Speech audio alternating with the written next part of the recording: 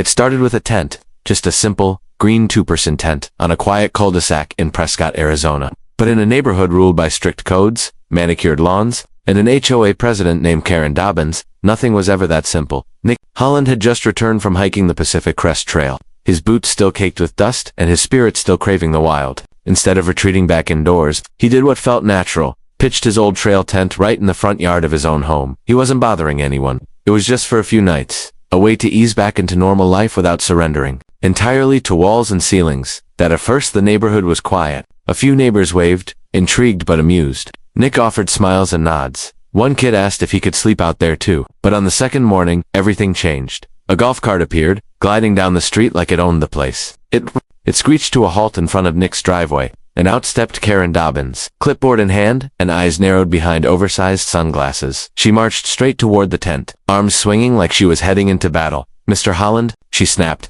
"this is not a campground. This is Maple Glen Estates." Nick sat in a fold-out chair with a cup of coffee, unfazed. "I'm aware. Also, good morning. There are rules here. And you, sir, are violating at least 3. Nick shrugged. "I checked the bylaws. No mention of tents." Karen smiled tightly. "I wrote the bylaws."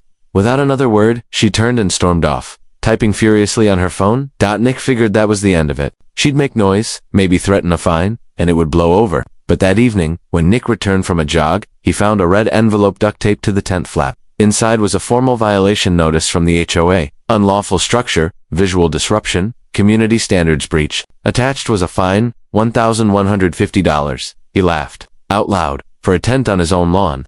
But things weren't funny for long. That night, he posted a short video on TikTok. Nothing fancy, just him zipping open the tent in slow motion, captioned, "When your HOA hates nature." The video racked up hundreds of thousands of views by morning. The comments were a sea of support. Some joked about launching tents on HOA lawns in protest. Others asked for Karen's contact info to send her camping gear. Nick thought the storm had passed, but he underestimated Karen. The next day, 2 more notices appeared, one for improper storage of outdoor materials, the other for violating the community's aesthetic harmony. Nick laughed again, but this time there was a sharp edge behind it. By noon, neighbors began noticing something strange. A black SUV, all tinted windows and silent tires, rolled slowly down Maple Glen. It didn't stop until it reached Nick's driveway. The engine idled. Karen came strutting out of her house again, ready to serve more paperwork. But the moment she saw the SUV, her face changed. The back door opened.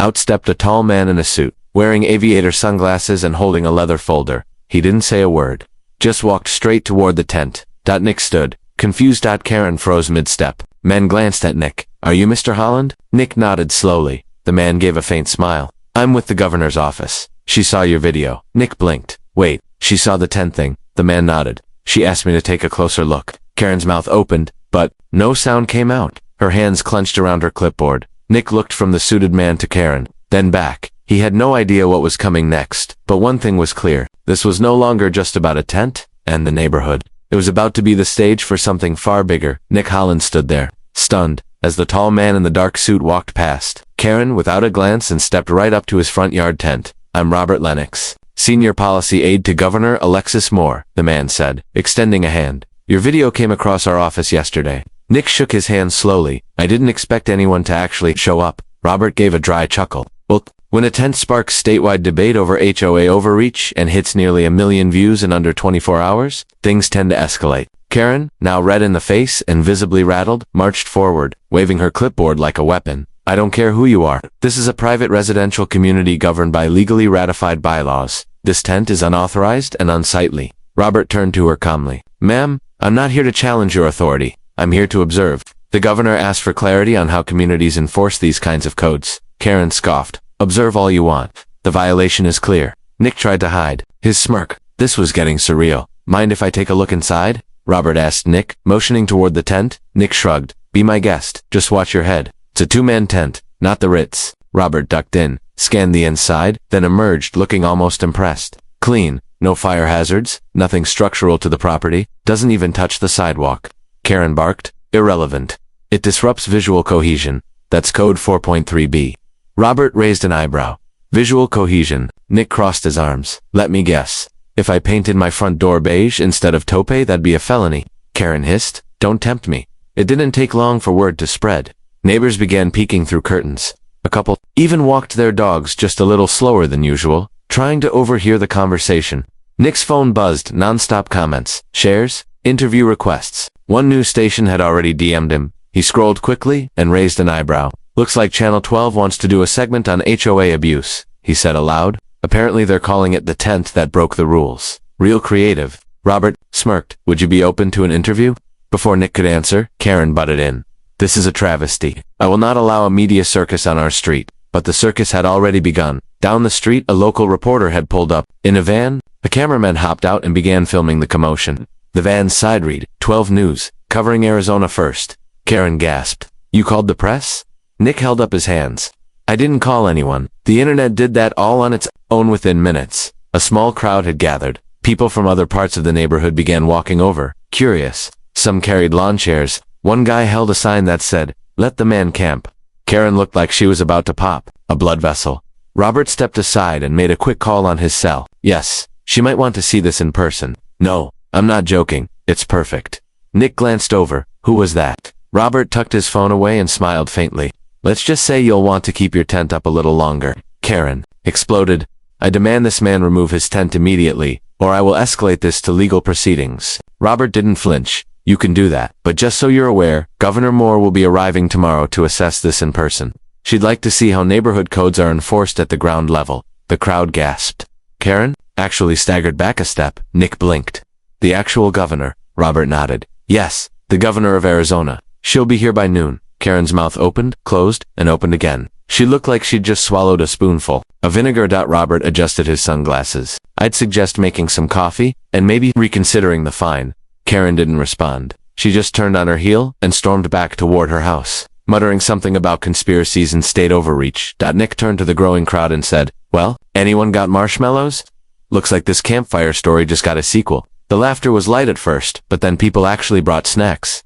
That evening, as twilight fell and Nick sat beside his tent sipping coffee, he watched the camera crew pack up and neighbors chat excitedly nearby. One even brought him a lantern. He checked his phone. The video had passed 1.8 million views, but before he could lock his screen, another message popped up. This one wasn't a DM or a comment, it was from his old friend Brian's OA he hadn't spoken to since college. The message read, "Nick, I saw the video. I work for the governor now, and I think you just landed right in the middle of something bigger than tents." By morning, Maple Glen didn't look like a sleepy suburb anymore. The entire cul-de-sac buzzed with movement. Curious residents wandered around with coffee cups. 2 different news vans were parked at the entrance. Someone had even set up a folding table, offering lemonade and cookies with a little sign that read Tent Justice. But inside her perfectly landscaped home, Karen Dobbins was seething. She had spent 14 years building her legacy as Maple Glen's strictest, most feared HOA president. She had passed rules about mailbox heights, weed lengths, and even the approved tones of holiday decorations. And now, a man in a tent was unraveling all of it, one viral video at a time. Karen looked out her blinds and spotted Nick Holland sipping coffee like he didn't have a care in the world. He was lounging in a camp chair under a small awning, now one of those cheap pop-up canopies from the hardware store, the kind that definitely wasn't on the approved outdoor furnishing list. And to her absolute horror, someone had added a second tent, a child-sized one, bright blue with little rockets on the side. A neighbor's kid was crawling inside it, giggling. Karen practically screamed into her pillow. Across the street, Nick was oblivious to her meltdown. His phone had been blowing up since dawn. There were requests for interviews, podcast invites, and even a message from someone at the Arizona State Bar, asking if he'd like to testify in an upcoming hearing about HOA abuse. But the one message that really stuck with him was from Brian, his old college roommate, who now apparently worked for the governor. They hadn't talked since their undergrad days in Flagstaff, but Brian was now special counsel for community policy. The text said, "She's watching, and she's not amused with Karen." Nick had to laugh. That made 2 of them. Just before noon, the buzz on the street shifted. Necks craned. Phones went up. The sound of distant sirens stopped everyone mid-sentence. A sleek, black SUV convoy turned onto Maple Glen Drive. 4 vehicles, tinted windows, 2 motorcycle escorts, and a final car that bore the unmistakable state seal on the license plate. Karen burst out of her house wearing pearls and a navy pantsuit like she was hosting a gala. She clutched her HOA folder tight to her chest. Nick stood and dusted off his shorts. Robert, the governor's aide, appeared once again, stepping out of the lead SUV. "She's here," he said quietly. "Play it cool." Nick laughed. This is the most action this street's seen since the great recycling bin argument of 2019. Governor Alexis Moore stepped out of the back car with quiet authority. She was tall, composed, and dressed smartly in a gray blazer and desert boots. Her eyes swept the street, taking in everything from the tent to the cameras, to the signs, and finally to Karen, who was speedwalking over like she was about to present a Nobel Prize. Governor Moore, Karen greeted breathlessly. It's such an honor to have you here. I'm the president of the Maple Glen HOA, and let me assure you this disruption is highly uncharacteristic of our normally peaceful neighborhood. The governor didn't shake her hand. She simply turned and walked toward Nick, offering a calm smile. Mr. Holland, she said, mind if we sit? Nick motioned toward the folding chairs. Pick your seat. I recommend the one with the coup folder. As they sat, the crowd held its breath. Karen lingered awkwardly behind, unsure whether to sit, speak, or run. The governor continued, I saw your video, and I read the citations issued against you. Some of these HOA policies ... concern me. Karen finally broke in. With all due respect, Governor, the integrity of our community depends on upholding visual standards and harmony. The governor tilted her head. You fined a man over $1,000 for sleeping outside, in his own yard.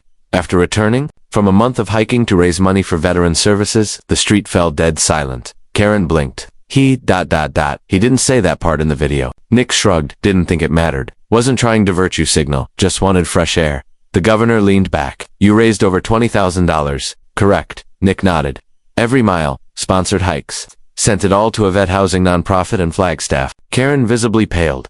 The governor stood and addressed the gathered crowd. We are looking closely at how local HOAs wield power, how their rules are applied, and who's hurt in the process. What I see here isn't just a tent, it's a symbol of how petty authority can push people around for no good reason. Karen opened her mouth to protest, but before she could, Robert stepped forward and handed her an envelope. Karen glanced at it, then read it, then turned white. Nick raised an eyebrow. What is it? Robert answered. A formal request from the State Oversight Committee. They're launching a review into Maple Glen HOA's leadership practices, effective immediately. Karen staggered. Nick tried not to smile, but failed. The governor turned to him one last time. Keep the tent up for now. It's doing more good than you know. As the governor walked back to her SUV, the cameras surged forward. Karen didn't follow. She just stood frozen on the curb, clutching that envelope like it was ticking. Nick looked around, saw the neighbors cheering, clapping, laughing. And then, from behind a parked SUV, a man in a windbreaker stepped forward, one Nick didn't recognize. He leaned in and whispered, Mr. Holland, I think there's something you should see. Karen's little crusade. It goes deeper than anyone knows. Nick didn't know the man in the windbreaker, but his voice carried weight. Serious, steady, no nonsense. The kind of tone that didn't suggest curiosity, it suggested a warning. The man handed Nick a thick manila envelope, sealed and marked only with the words, Confidential, HOAMG. Nick hesitated. What is this? The man glanced around to ensure no one was watching too closely, then leaned in again. You're not just dealing with a petty HOA president. You're dealing with someone who's been bending the rules for years. That tent of yours cracked the surface. Before Nick could ask more, the man turned and slipped away into the crowd, disappearing between two reporters. Nick looked down at the envelope, his fingers hovering over the seal. Something in his gut told him to wait. The neighborhood buzzed with chatter. Governor Moore's visit had left everyone reeling. Karen hadn't spoken a word since receiving the state oversight notice. She stood like a statue in front of her rose bushes, clutching the envelope like it might explode. News vans pulled out, neighbors dispersed in clusters, recounting every detail. Kids played by the sidewalk, pointing at Nick's tent like it was a monument. Nick finally stepped back inside his house and sat down at the kitchen table. He opened the envelope slowly. Inside was a stack of photocopied invoices, emails, and letters. All of them linked to Maple Glen's HOA budget. And every single one pointed back to Karen. There were landscaping bills for work that had supposedly been done at community common areas, but the addresses didn't match any actual HOA property. Instead, they traced back to Karen's home. Her backyard, her front walkway, even a custom gazebo. A memo caught his eye. Invoice approved for reimbursement, trellis extension, and privacy hedges. Flagged as neighborhood visual enhancement. KD. Nick read it 3 times. Karen had been using HOA funds money from neighbor fines and dues to upgrade her own property, and judging by the dates, she'd been doing it for years. He snapped a few photos of the key documents and sent them to Brian, his old friend in the governor's office. The reply came almost instantly. This is exactly what we suspected. Keep everything safe. Don't go public yet. Nick leaned back, heart racing. He wasn't just the target of a vengeful HOA president anymore. He had stumbled into a full-blown HOA embezzlement scheme. Outside, the neighborhood was settling into an uneasy calm. The tents were still up, but the air had changed. People who used to avoid Nick were now waving, some dropping off snacks, others asking questions about the next step. By sunset, Nick had turned his front yard into a gathering space. Neighbors brought folding chairs, someone streamed the day's news segment on a tablet. Robert, the governor's aide, returned with a small team and quietly asked Nick if they could begin collecting testimonies from other residents. Karen's house, on the other hand, sat in total silence. Curtains drawn, lights off. Her usual evening, golf cart patrol. Absent. But just when things began to feel like they might settle, a new voice rang out from the sidewalk. I think we should vote. Heads turned. It was Carl Hennessy, the HOA's vice president. 72 years old, always wore khakis, and usually only spoke up about dog poop or driveway lengths. He cleared his throat. Karen no longer speaks for this neighborhood. I move to suspend her as HOA president until the state's review is complete. Murmurs rippled through the crowd. Marcia, the HOA secretary, stood up. I second that. Nick raised his eyebrows. He hadn't expected the HOA board to turn on their queen so fast. Carl looked around. All in favor. A sea of hands went up, one by one. Nearly every resident raised theirs. Karen's front door creaked open. She stepped out, eyes puffy, expression unreadable. She saw the raised hands, the silence, the waiting. Then she did something no one expected. She laughed. A low, bitter, almost eerie laugh. You think this ends with me? She called out. You have no idea what's coming. Nick stepped forward, cautious. You're no longer in charge, Karen. She shook her head slowly. I was just the face. There are others. And trust me, they won't go down quietly. Before anyone could respond, she turned and walked back inside, slamming the door behind her. Carl lowered his hand. What does she mean by others? Nick stared at the manila envelope in his hand. His mind raced with the possibilities. There was more beneath the surface, and whatever it was, it had just been unleashed. Tension, and a sharp climax that twists the narrative yet again. Approx. 700 words. Part 5. A shadow in the minutes the neighborhood had spoken. Karen Dobbins was suspended, her clipboard authority stripped by unanimous vote. Yet something about her final words echoed deeper than anyone wanted to admit. You think this ends with me? Nick couldn't shake it, and judging by the silence that followed her dramatic exit, neither could anyone else. The manila envelope sat beside his tent, now secured in a locked cooler, along with the most damning documents. Nick had already made digital copies, but something told him he hadn't seen the worst of it yet. Later that evening, Carl and Marcia, now acting HOA leaders, invited Nick to sit down for a meeting outdoors, under string lights hung from one of the neighbors' balconies. It was informal, cautious, and most of all, quiet. Carl began, voice gravelly. We didn't know she was siphoning funds. Not like this, we figured. Maybe some petty stuff, but this. Nick handed him a printout of one of the emails from the envelope. Carl read it, squinted, then passed it to Marcia. Landscaping funds routed through a shell contractor. We never even met Greencrest Services. Marcia scowled. It's a P.O. box. In Yuma, Nick leaned forward. Who else had access to the budget? Carl hesitated. Karen handled most of the approval process, but there's one name that keeps popping up in the digital records. Everett Sims. Nick didn't recognize it. Who's that? Marcia looked uneasy. He's not a resident here. He's a consultant Karen brought in 2 years ago when she updated the HOA's technology. He set up the payment system, member portal, security monitoring, everything.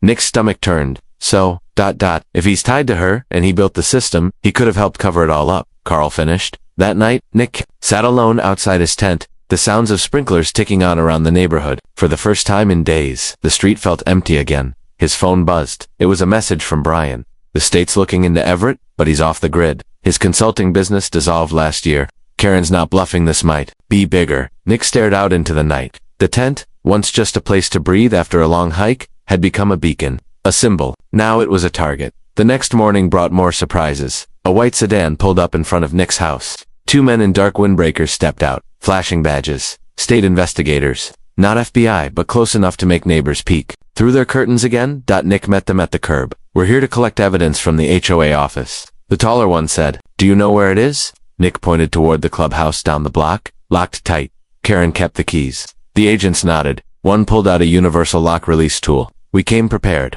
What they found inside, stunned even? The seasoned investigators, a back room filled with storage boxes, some unopened inside, printouts of every HOA fine issued over the past 5 years, dozens of them questionable. Identical fees issued to different residents on the same day. Inflated charges, entire rows of payments with no matching services recorded, and in the corner, a locked file cabinet labeled Archives Do Not Remove. The agents pried it open. Inside were paper records, meeting minutes, original bylaws, and a single black ledger with handwritten notes.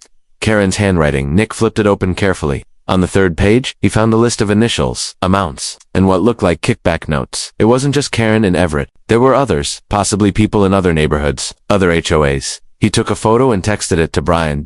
Brian replied instantly. This just became a state-level fraud case. We're freezing assets now, and Nick, be careful. Back at his house, Nick sat under his awning and looked out over the street that used to feel so small. Now it felt like the center of something sprawling and rotten. That evening, a neighbor approached Marcy, who lived 3 doors down. She held a small envelope in her hand. I wasn't sure who to give this to. Karen left it in my mailbox by mistake yesterday. It's not addressed, but I opened it. Nick took it gently and looked inside. A flash drive, no label. Just a sticky note with 2 words. If I go? Nick looked up. Marcy's face was pale. Whatever she was planning, she knew it might catch up to her. Nick walked back to the tent, plugged the flash drive into his old hiking laptop, and waited for the files to load. He wasn't ready for what he found. Dozens of video recordings, secretly captured HOA meetings, conversations in parking lots, audio clips with names, dates, dollar amounts, and in one file. Karen's voice, shaking, angry, but afraid. They're watching now. I never wanted it to go this far. If anyone finds this, get out. Don't trust Everett. He's not just in real estate anymore. Nick leaned back, stunned. The tent wasn't the story anymore. The tent had become a trigger, and the whole state might be about to watch the house of cards come crashing down. Nick barely slept. He kept replaying Karen's trembling voice from the flash drive. Don't trust Everett. He's not just in real estate anymore. The audio files painted a picture far worse than misused HOA funds. These weren't just kickbacks or shady fines.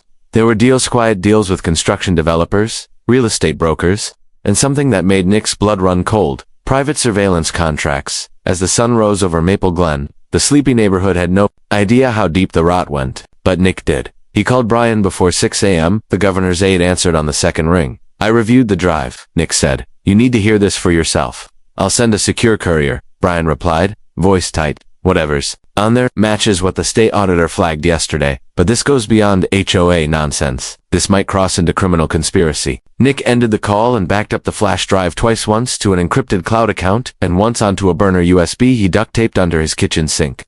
He'd spent enough time on remote trails to know how to think like a survivalist. By 8 a.m., the courier arrived. A woman in a navy blazer with a government badge, flanked by 2 uniformed officers. Nick handed her the flash drive. Her hands were steady, but her voice was low. We'll be escalating this to the Attorney General's office. After they left, Nick returned to the tent and found a small group gathered neighbors who had been watching the news, reading updates, and growing more curious by the hour. Marcy spoke first. Is it true? Karen had us all watched. Nick nodded. Slowly. There's evidence of private surveillance contracts funded through HOA money. Cameras, audio taps, home entry logs. Not everyone, but some of you were targeted. A silence fell over the group. Marcia stepped forward, visibly shaken. She installed the new security cameras 2 years ago. Said they were for community safety. She wasn't tracking crime, Carl muttered. She was tracking us. Nick nodded again. And she had help. Marcy looked around, voice barely above a whisper. Where is she now? Nick didn't answer, because truthfully, he didn't know. Karen hadn't been seen since the vote to suspend her. Her house was dark, her car was gone. Her phone went straight to voicemail. Even her infamous golf cart sat unmoved in the driveway. And then, just before noon, Nick's phone buzzed with a notification from a neighborhood group chat he hadn't even realized he'd been added to. A photo. It showed Karen's house with yellow police tape around the front steps. 2 black vehicles were parked outside, unmarked but official looking. Carl called out from the street. Nick, you need to see this. Nick jogged over and joined a small cluster of neighbors near the edge of Karen's yard. 2 agents were speaking with a man in a sheriff's uniform. A third stood on the porch holding a sealed evidence box. And the front door, it was open. Karen's living room was chaos. Stacks of binders, a whiteboard covered in sticky notes, dozens of boxes with shredded documents. On the wall, photos, a bulletin board, red string connecting different names. Carl whispered. She was running her own investigation. Nick stared into the room. Or her own operation. One of the agents turned toward them. This is now an active federal investigation. We're asking all HOA board members to provide testimony. Mr. Holland, we'll need your full account. As well. Nick nodded, still absorbing what he saw. That night, Marcia hosted an emergency meeting, this time, not under the HOA's name, but as neighbors. Residents packed into her backyard, sitting on folding chairs and coolers. No one knew who to trust. Every conversation circled back to Karen's final warning. They won't go down quietly. Nick pulled up his laptop and played a clipped segment from the flash drive, letting the group hear it for themselves. Karen's voice crackled through the speaker. They'll bury it if they can. I made too much noise. If something happens to me, start with Sims. He built the system for more than payments. He was testing it, and he's not alone. A collective unease settled in. Some looked around like they expected someone to be watching. Others whispered names, tried to connect dots. Nick stood. This tent wasn't supposed to be anything but a place to crash. But now, we've seen too much to go back. If they've been testing surveillance systems in our neighborhoods, if They're targeting families using HOA rules as cover. Then this is bigger than Karen, and it's not just us who should be worried. Someone asked, so what do we do? Nick looked around. The same people who had once avoided eye contact were now united by fear, by anger, by a need for the truth. We bring it to light, he said. We go public. All of it. Marcy stood beside him. If Karen's gone, Sims might be next. Carl added, then we find him first. And just like that, the neighborhood that once fought over lawn flamingos, now prepared for something far more dangerous. The war wasn't over, it was just beginning. The next morning arrived under a sky heavy with storm clouds. If even the weather knew what was coming. Nick stood at the edge of the neighborhood, staring down the main road, phone in hand, as a steady stream of messages poured in. After the flash drive footage, leaked thanks to an anonymous upload that suspiciously matched the contents of Nick's backup copy, the state had no choice but to escalate. News anchors were calling it the Maple Glen conspiracy. But the man, at the center of it all, still missing. Everett Sims. According to state investigators, his name had once appeared on real estate documents, HOA consulting invoices, and back-end system design contracts for over a dozen neighborhoods across Arizona. But there were no current addresses, no known workplace, no social media. He was a ghost. Until Brian messaged, got a hit. One of our IT analysts traced a login attempt to an old HOA system last night. An IP address out of Lake Havasu. It's him. He's trying to wipe the records. Nick paced across the driveway. So what now? Brian replied instantly. We're sending a task force, but we need a reason to pin him down. If you can get a public statement from a board member linking him to Karen's illegal activities, we can make it official. Nick raised his eyes slowly. A statement from someone on the inside. He knew exactly who to ask. Later that afternoon, Nick knocked on Carl's door. The old man opened it, sweat beading on his forehead despite the cool air inside. I know why you're here, Carl said before Nick could speak. You want me to testify? We need someone to confirm that Sims wasn't just a tech guy, Nick said. That he influenced policy. That he was pulling strings? Carl finished. I know, but Nick, I don't know if you understand how deep this goes. Nick frowned. Enlighten me. Carl stepped aside, letting him in. Room was scattered with folders, files, and a whiteboard eerily similar to the one agents found in Karen's house. But Carl's board had one central image. A photo of Everett Sims from 5 years ago. Dark hair, expensive watch, thin smile, clean cut, calculated. He didn't just work for Karen, Carl explained. He recruited her. She didn't build. This he did. She was just willing to play the role. Nick scanned the board. Recruit her for what? Carl tapped a stack of papers. Pilot testing. Nick blinked. Of what? Digital zoning enforcement. Automated neighborhood surveillance. Targeted fee generation. Things that could be sold to larger housing developments. Private contracts with companies that wanted to run smart communities but without regulations. Nick sat down. So, this was all just a product demo. Exactly. And Maple Glen was the first test case. Nick exhaled slowly. Will you go on record? Carl looked at him, eyes glassy. They'll ruin me. Carl, if you don't, Sims gets away. After a long pause, Carl stood, walked to his desk, and pulled out a digital recorder. He clicked it on and began. My name is Carl Hennessy, former vice president of the Maple Glen HOA. I am willing to confirm that Everett Sims, under the guise of a consultant, guided and directed enforcement policy through unauthorized digital means. Nick stayed silent, watching it happen. One voice, one statement, enough to light the fuse. Within 2 hours, Brian confirmed it. We have the legal green light. Sims has been flagged. Agents en route. That night, Nick couldn't sleep. He sat in his tent, the fabric rattling slightly, in the wind, and stared out over the cul-de-sac. It looked calm, normal, but he knew now it never had been.